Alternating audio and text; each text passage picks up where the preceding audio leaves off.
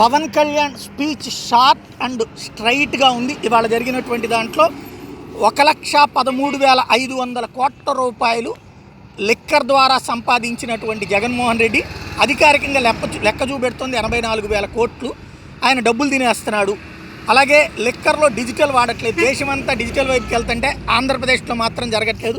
ఇసుక లిక్కర్లో డబ్బులు తినేస్తున్నారు. అట్లాగే ఏదైతే జేపీ వెంచర్స్ జగన్ బినామీలదే 40,000 కోట్ల రూపాయలు తినేస్తున్నాడు. అలాగే కిషన్ అనే రిపోర్టర్ని కూడా హత్య చేశారు ఇసుక విషయంలో. గంజాయితో రాష్ట్రాన్ని నాశనం చేస్తున్నాడు. ఆత్మనిర్భర భారత్ అన్నటువంటిది ఈ రోజున దేశానికి అవసరం. దేశంలో రాష్ట్రంలో 10.24% ఇదివరకు పారిశ్రామిక ప్రగతి ఉంటే ఇప్పుడు మైనస్ వైపుకి వెళ్ళిపోయింది. నేను ఆ రోజున తాడేపల్లిగూడెంలో దేవదత్తం పూరించాను. కానీ నరేంద్ర మోడీ వచ్చి పాంచజన్యం పూరిస్తారు. ఆయన గుజరాత్ నుంచి వచ్చినటువంటి ఆయన. ఓవరాల్గా చూసుకుంటే ఏదైతే రాష్ట్రాన్ని అభివృద్ధి పదంలో తీసుకెళ్ళగలిగేది ఎన్డీఏ సర్కార్ మాత్రమే. కాబట్టి ఓటేయాలి అన్నటువంటి పిలుపునిచ్చారు.